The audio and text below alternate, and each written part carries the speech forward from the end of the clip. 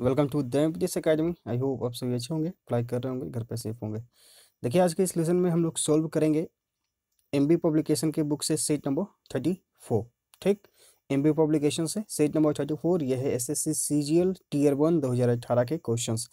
ठीक है, 2017 लिखा गया है, यानी कि ये सेशन जो है 2017 है। एग्जाम कंडक्ट हुआ था आपका 2018 में, तो ये 2018 एसएससी सीजीएल टीयर 1 के क्वेश्चंस हैं।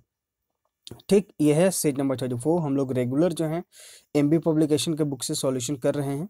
तो ये जो है आपको अगर प्रीवियस लेसन्स को देखना है तो हमारा YouTube channel the MPTS academy, उसके प्लेलिस्ट सेक्शन में आप जाएंगे, वहाँ पे आपको मिलेगा MB book solution 2019, MB book solution 2016, MB book solution 2018। ठीक, वहाँ पर 2019 के सारे क्वेश्चंस हो गए हैं, 2016 के क्वेश्चंस हो गए हैं, और अभी हम लोग 2018 के कर रहे हैं।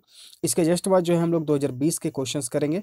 सीजीएल और सीएचएसएल का जो एग्जाम आपका हुआ है, स्टेनोग्राफर का भी एग्जाम हुआ है, सीपीयू का भी एग्जाम हुआ है, तो 2020 में जितने भी एग्जाम्स हुए हैं उनका भी हम लोग यहाँ पर सॉल्यूशन कर लेंगे, क्योंकि आगे जो है आपका अप्रैल मंथ में और मई मंथ में जो है आपका सीएचएसएल पीटी और सीजीएल पीटी का एग्जाम होना है।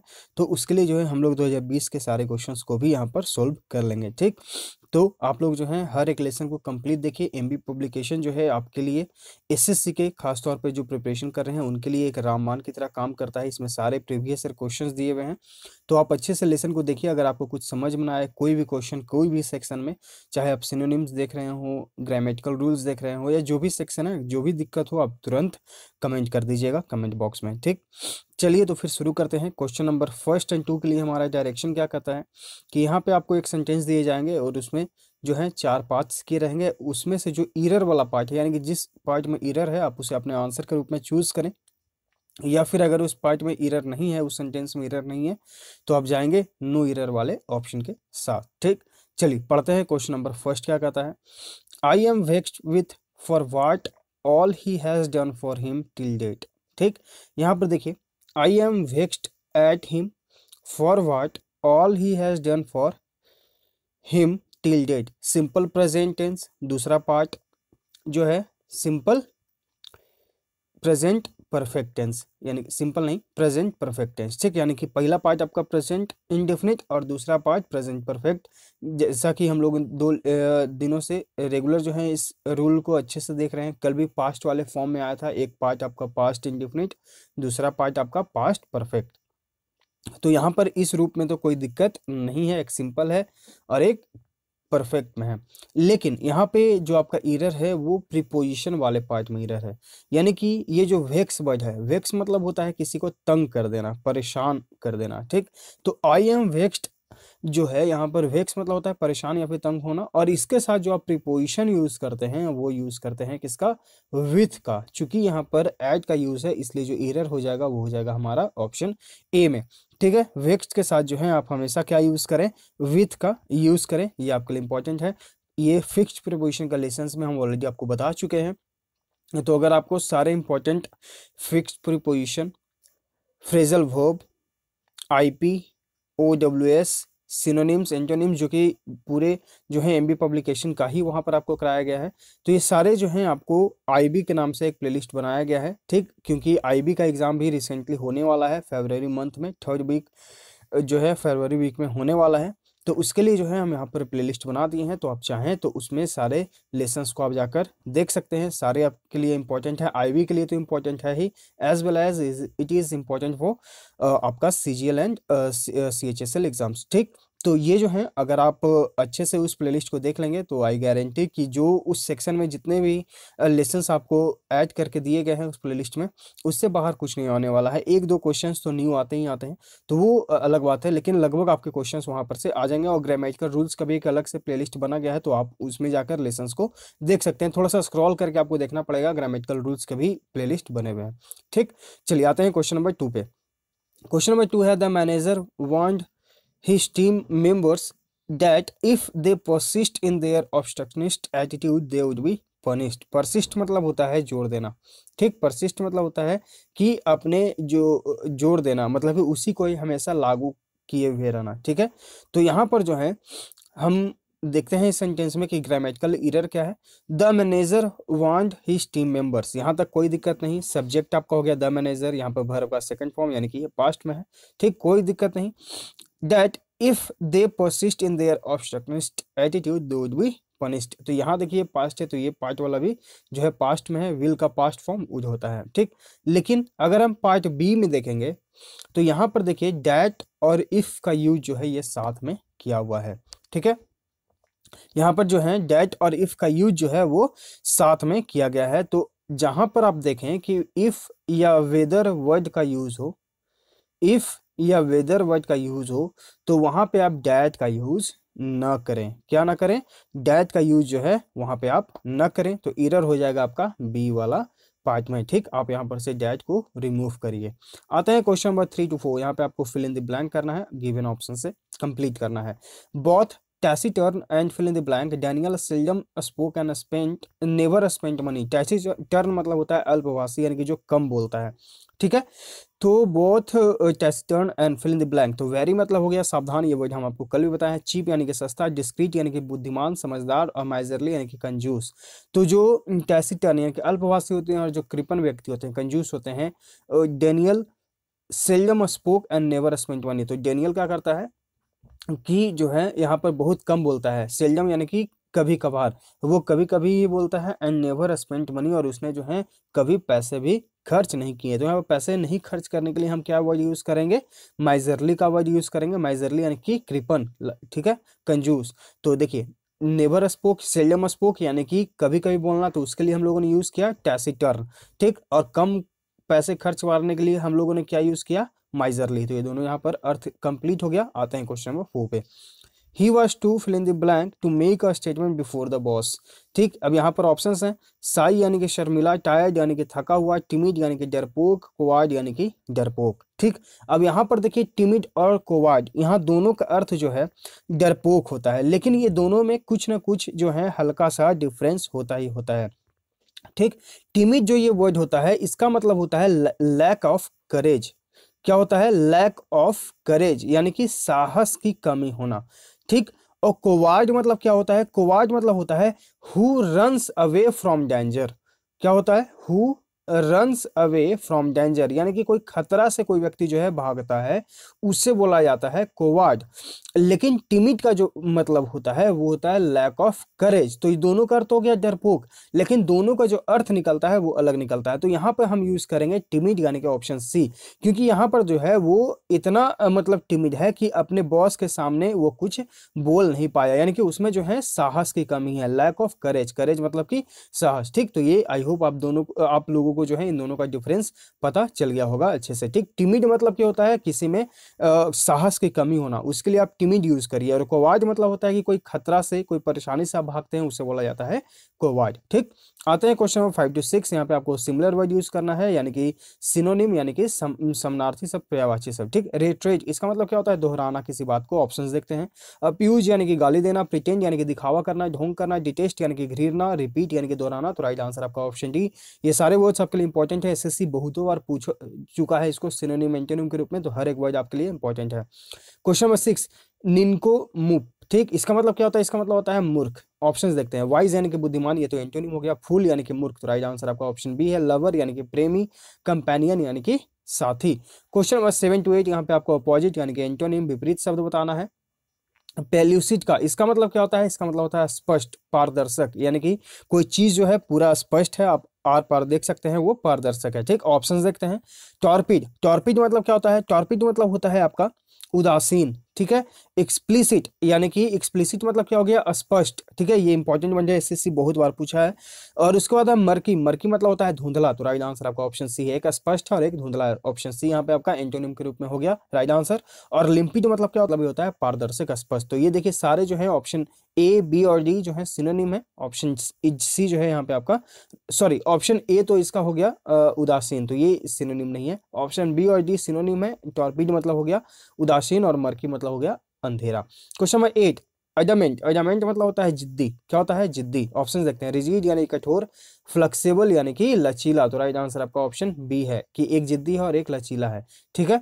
फिक्स्ड यानी कि जो तय किया गया है, एकदम स्थिर है, निर्धारित है। और अनशेकेबल जिसे आप हिला नहीं सकते हैं, जिसे आप अडिग बोल सकते हैं, जिसे आप हिला नहीं सकते हैं, ठीक है, अडिग। आते हैं क्वेश्चन नंबर 9 to 10 पे। यहाँ पे आपको आइटम का अर्थ बताना है। To wrangle over an ass's shadow. इसका मतलब क्या होता है? इसका मतलब होता है कि आपने जो है क्या किया कि छोटी छोटी बातों पर जो है लड़ना शुरू कर दिया। रैंगल मतलब होता भी है झगड़ा या विवाद, ठीक। और आइटम का अर्थ यहाँ पे आपको बताना है, तो इसका अर्थ होता है कि छोटी छोटी चीजों पर आपने जो है क्या किया, लड़ना शुरू कर दिया। तो ऑप्शंस देखते हैं। टू वेस्ट मनी और ओवर ट्रिवियल्स, यानी कि छोटी छोटी बातों पर पैसे खर्च कर देना, पैसा नहीं लड़ने के बारे में बात हो रहा है। To punish a person severely for his arrogance, यानी कि उसके घमंड के लिए जो है, उसके बुरे बर्ताव के लिए अपने बुरी तरीका से किसी को पनिश किया, ये भी गलत। टू क्वेरल ओवर ट्रिवियल्स, यानी कि छोटी छोटी चीजों पर जो है, मामूली चीजों आपने लड़ाई शुरू कर दिया। ऑप्शन सी यहाँ पे आपका राइट आंसर हो जाएगा। ऑप्शन डी था आपका to keep away from extreme poverty, यानी कि गरीबी को दूर रखना। आते हैं क्वेश्चन नंबर 10 पे। मेक वंस फ्लेश क्रीप, इसका मतलब क्या होता है? किसी को डराना। क्या होता है? किसी को डराना। ऑप्शन देखते हैं। टू कंफ्यूज समवन, यानी कि किसी को असमंजस दुविधा में डाल देना। टू फ्लैटर समवन, यानी कि चापलूसी, ये वर्ड कल भी आया था, इसका मतलब हम आपको बताए थे चापलूसी। और आपको हम बोले थे भी थे कि अगर आपको आता है तो आप कमेंट भी करिएगा। तो आप लोग जो है इस बात को थोड़ा सा ध्यान रखिए कि अगर हम कुछ चीज बोल रहे हैं कमेंट करने के लिए, तो ये आपके लिए ही बोल रहे हैं, मतलब जैसे आपको क्या होगा कि उसे प्रैक्टिस हो जाएगा, ठीक है।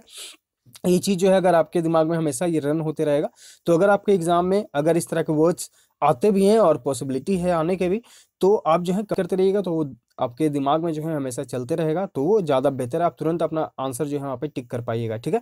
क्वेश्चन नंबर सी, यहाँ सॉरी ऑप्शन सी है आपका। टू अब्यूज समवन, यानी कि किसी को गाली देना। टू फ्राइटन समवन, यानी किसी को डराना धमकाना। ऑप्शन डी यहाँ पे आपका राइट आंसर है। क्वेश्चन 11 to 12, यहाँ पे आपको इंप्रूव करना है ब्रैकेट वाले पार्ट को, अगर लगता है आपको तो करें, नहीं तो फिर नो इंप्रूवमेंट ऑप्शन के साथ जाएंगे। Father would have been appreciated your efforts if you had informed him, ये आपका देखिए कंडीशनल सेंटेंस है। अगर आपको कंडीशनल सेंटेंस में दिक्कत है तो आपको जो है कमेंट बॉक्स चेक करिएगा, हम उसको जो है पिन कर देंगे, इस वीडियो का लिंक आप जरूर देख लीजिएगा। इसका जो राइट आंसर है वो है आपका ऑप्शन बी। आप देखकर जरूर कमेंट करिएगा कि आपको समझ में आया नहीं। ये क्वेश्चन जो है आप उसको देखने के बाद जो है जरूर देख लीजिएगा, और इसके बाद फिर यहाँ पे ये क्वेश्चन जरूर देखिएगा दोबारा कर, ठीक। आपको एकदम स्पष्ट रूप से समझ में आ जाएगा। क्वेश्चन नंबर 12 पे आते हैं। Neha was surprise by her result, देखिए कल भी आया था, सरप्राइज के साथ हम क्या प्रीपोजिशन यूज करेंगे? हम यूज करेंगे एट का। सरप्राइज यानी कि कोई चीज जो है अनएक्सपेक्टेडली हो जाना है, यानी कि आपने वो चीज एक्सपेक्ट नहीं किया था, उम्मीद नहीं किया था, और वो हो गया। तो नेहा जो है कभी भी नेहा जो है सरप्राइज हो गई थी अपने रिजल्ट से, यानी कि उसने एक्सपेक्ट नहीं किया था कि ये इतना अच्छा खराब या इतना बुरा हो जाएगा, ठीक है, इतना अच्छा या फिर खराब। आते हैं क्वेश्चन नंबर 13 to 14। यहाँ पे आपको जो है डब्ल्यू का अर्थ बताना है। स्टडी ऑफ ट्यूमर्स, ट्यूमर्स मतलब होता है फोड़ा, उसे क्या कहा जाता है? ओनोलॉजी यानी कि शराब का अध्ययन, ठीक। ऑन्कोलॉजी यानी कि फोड़ों का अध्ययन, राइट आंसर आपका ऑप्शन बी। फेरोनोलॉजी मतलब क्या होता है? इसका मतलब होता है फेरोनोलॉजी यानी कि मस्तिष्क विज्ञान, ठीक है। क्या होता है? मस्तिष्क विज्ञान, यानी कि जो आपका दिमाग है इसका विज्ञान के अध्ययन को बोलते हैं हम लोग फेरोनोलॉजी। और उपियोलॉजी यानी कि ऊपर वाला भाग, ठीक। क्वेश्चन 14, द हाईएस्ट पॉइंट, इसका मतलब होता है कि किसी चीज का सबसे ऊपरी बिंदु, उसे क्या कहा जाता है?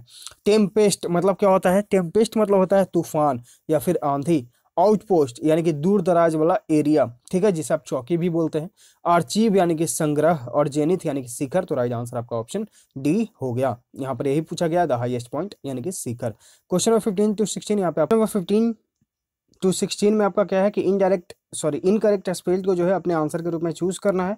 ऑप्शंस हैं लिटरेरी, इसका मतलब होता है साहित्यिक। लीकेज, यहाँ पे राइट आंसर जो है आपका ऑप्शन बी हो जाएगा। लीकेज का जो करेक्ट स्पेल्ड है वो है आपका LEAKAZE। लीकेज मतलब होता है आपका रिसाव। लॉडेबल यानी कि प्रशंसनीय। लोफर यानी कि आवारा, ठीक। ऑप्शन बी आपका यहाँ पर राइट आंसर है। क्वेश्चन नंबर 16, एनेस्थेटिक, एनेस्थेटिक का जो करेक्ट स्पेल्ड होता है वो होता है ANESTHETIC, ठीक। तो यहाँ पर जो है ए की जगह हम ई का यूज करेंगे। ऑप्शन ए आपका यहाँ पर राइट आंसर है, एनेस्थेटिक। इसका मतलब होता है चेतना शून्य करने वाली औषधि। बाकी ऑप्शंस देख लेते हैं। ऑब्लिटरेट यानी कि मिटाना हटाना। कॉन्करेंस यानी कि सहमति। ब्लीदम यानी कि जिंदा दिल होना, खुश मिजाज इंसान होना, ठीक। ऑप्शन ए आपका यहाँ पर राइट आंसर हो जाएगा। क्वेश्चन नंबर 17 to 18, यहाँ पे आपको सेंटेंस अरेंजमेंट करना है। तो इसके लिए हम लोगों ने क्या सीखा है कि सबसे पहले जो है हम लोग क्या करेंगे कि चारों सेंटेंसेस को पढ़ेंगे, ठीक। उसके बाद उसमें से एक सब्जेक्ट निकालेंगे।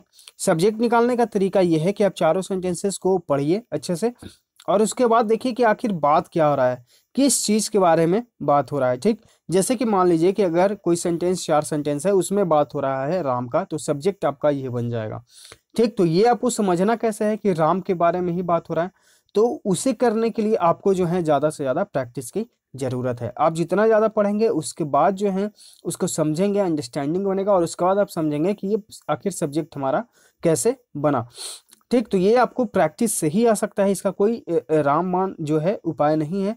जब आप समझिएगा तो उसके बाद आप खुद से ही इसमें जो है शॉर्ट ट्रिक्स निकालने लगेगा कि अच्छा मेरा ये सब्जेक्ट ये बन जाएगा, उसके बाद हम इसे यहाँ से ये कनेक्ट करेंगे, पहले सब्जेक्ट आएगा फिर वर्ब, इस तरह से जो है इसके बाद नाउन हम ऐसे यूज करेंगे। ठीक है, तो आप क्या करें कि ज़्यादा से ज़्यादा इसका प्रैक्टिस करें। ठीक, तो यहाँ पर देखिए जैसा कि आप पढ़ेंगे तो यहाँ पर आपका मेन सब्जेक्ट बनेगा इंडस्ट्री के बारे में। ठीक, इंडस्ट्री बनेगा, उसके बाद आप देखेंगे कि इसके जो एक मान लीजिए कि एक बड़ा इंडस्ट्री है, ठीक, किसी चीज़ का इंडस्ट्री बन गया। ठीक है, और उसके बाद जो है उसके लिए कुछ छोटे छोटे बैंक बने, कुछ छोटे मोटे कंपनीज बनी। ठीक है, कुछ बड़े कंपनीज भी बने, कुछ छोटे कंपनीज भी बने, कुछ बड़े बैंक भी बने, कुछ छोटे बैंक भी बने।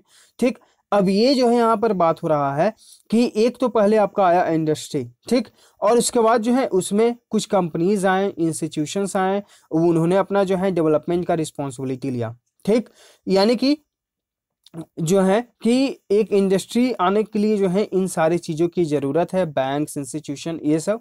उसके बाद जो है कहा यह जाता है कि इतने सारे हमारे देश में एबिलिटी होने के कारण के बावजूद जो है हमारे कुछ लोग जो हैं आज भी बहुत गरीब हैं। ठीक, यानी कि हमारे देश में सारी चीज़ जो है अवेलेबल है, फिर भी जो है लोग यहाँ आज भी गरीबी रेखा के नीचे रह रहे हैं। और ये क्यों हो रहा है? क्योंकि यहाँ पर जो है उनके अधिकार जो हैं उनको पूरी तरीके से नहीं मिल पाते हैं। ठीक, तो देखिए यहाँ पर जो आपका राइट आंसर बनेगा वो बनेगा आपका ऑप्शन बी, कि सबसे पहले आपको तो है इंडस्ट्री को लेना है, उसके बाद जो इसमें से जितने भी इंस्टीट्यूशंस आते हैं आप उसको ले लीजिए, यानी कि क्यू के बाद पी, और उसके बाद आइए कि फिर भी जो लोग हैं वो पॉवर्टी लाइन के नीचे रहते हैं, यानी कि क्यू के बाद यहाँ पर जो है आपका क्यू आर और पी, और उसके बाद आप देखिए कि यहाँ पर जो है क्योंकि उन्हें जो है उनके पूरा अधिकार नहीं मिल पाता है, Q R P S, option B आपका यहाँ पर राइट आंसर है। क्वेश्चन 18 ये आप खुद से प्रैक्टिस करिएगा। ठीक है, इसका जो राइट आंसर है ऑप्शन डी। इसका पीडीएफ जो हमारे Telegram channel the MTS academy description में उसका लिंक दे दिया गया है, आप वहाँ से आकर इसे डाउनलोड करिए और खुद से इसे प्रैक्टिस करिए। आते हैं क्वेश्चन 19 पे, यहाँ पे आपको वॉइस बताना है। One should keep once word, तो देखिए ये ऑक्सिलरी वर्ब्स, मोडाल्स जितने भी हैं, उसके बाद अगर ऐसे सेंटेंसेस को आपको जो है पैसिव वॉइस में चेंज करना है तो सब्जेक्ट, फिर आपका मोडाल्स, फिर आपका बी, फिर आपका वर्ब का थर्ड फॉर्म। ठीक, इस स्ट्रक्चर पर आपको जाना है। तो ऑप्शंस देखते हैं। ऑप्शन ए को यहाँ पर बी प्लस वर्ब का थर्ड फॉर्म है, कोई दिक्कत नहीं। अगर बाकी ऑप्शंस को हम देखें तो यहाँ पर देखिए वर्ब का फोर्थ फॉर्म ये एलिमिनेट हो जाएगा। यहाँ पर देखिए हैज का यूज, जबकि यहाँ पर शुड का यूज है, तो हम यहाँ पर भी शुड का यूज करेंगे, इसलिए भी eliminate. One word should be kept by us, यहाँ पर देखिए अस का यूज हो गया, जबकि यहाँ पर बात हो रहा है वन के बारे में, तो वन यानी कि अकेला, तो हम यहाँ पर अस का यूज क्यों करेंगे, जबकि अस यहाँ पर प्लूरल, ये भी एलिमिनेट। राइट आंसर आपका ऑप्शन ए। ठीक, क्वेश्चन नंबर 20, यहाँ पे आपको डायरेक्ट इनडायरेक्ट स्पीच यानी कि नरेशन बताना है।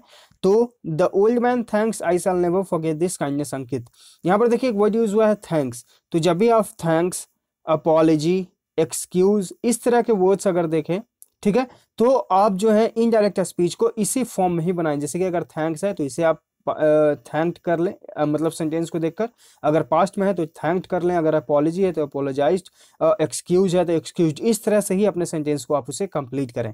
ठीक, तो यहाँ पर अगर आप ऑप्शंस को देखेंगे तो यहाँ पर जो है सिर्फ आपका ऑप्शन बी जो है वही आपका थैंक्ड है। बाकी ऑप्शंस यहाँ पर देखिए अप्लाउड यानी कि प्रशंसा करना, एलिमिनेट, अप्लाउड मतलब होता है प्रशंसा करना, एसएससी में बहुत बार पूछा गया है सिनोनिम एंटोनिम में, इसे आप ध्यान रखिएगा। ठीक है, यहाँ पर देखिए बीइंग का यूज हो गया, ये बीइंग का यूज कब होता है, पास्ट कंटिन्यूअस में, जबकि यहाँ पर सेंटेंस सिंपल पास्ट में है, इसलिए भी एलिमिनेट। और ये ऑप्शन डी तो अलग है ही, ऑप्शन बी आपका यहाँ पर राइट आंसर हो जाएगा। क्वेश्चन नंबर 21 to 25, देखिए क्वेश्चन नंबर 21 to 25 में आपको एक पैसेज दिया गया और इसे फिल करना है, गिवन ऑप्शन से। चलिए पढ़ते हैं। नेशनल इंटीग्रेशन मीन्स, इंटीग्रेशन यानी कि एकता, इंटीग्रेशन मतलब क्या होता है, इंटीग्रेशन मतलब होता है एकता, राष्ट्रीय एकता मीन्स यानी कि जिसका अर्थ है कि combines all the people of the nation into a single whole. ठीक है, यानी कि कंबाइन मतलब क्या हो गया कि जोड़ना। राष्ट्रीय एकता का अर्थ है कि हम सभी लोग जो हैं वो एक होकर एक जगह हम रहें, यही हमारी राष्ट्रीय एकता है। यानी कि सभी लोग जो हैं, जितने भी लोग हैं वो एक हैं और यही हमारी राष्ट्रीय एकता है, यानी कि कंबाइन यानी कि एक साथ रहना।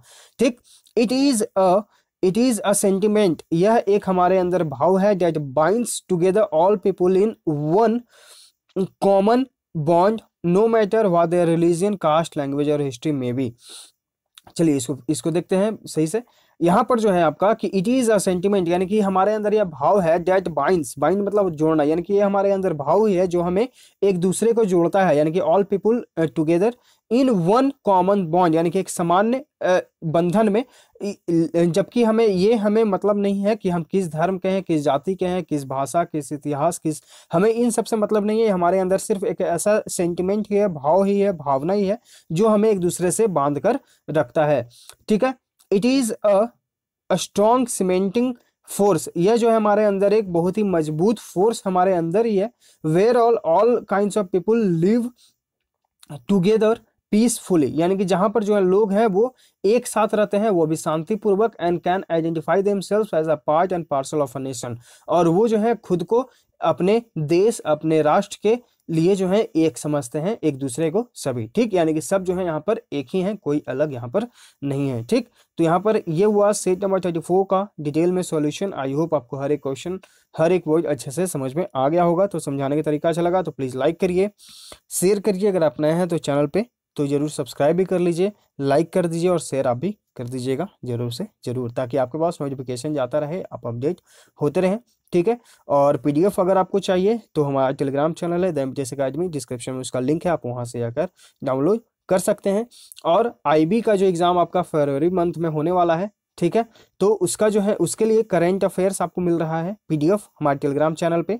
मैथ्स का पीडीएफ मिल रहा है आपको, इंग्लिश के लिए इंपॉर्टेंट आइटम्स एंड OWS के पीडीएफ वहाँ पे भेजे जा रहे हैं। ठीक, तो आप उसे जरूर से जरूर ज्वाइन कर लीजिए, आईबी का एग्जाम फरवरी मंथ में होने वाला है। चलिए फिर मिलते हैं हम लोग आगे के लेसन्स में। Thank you.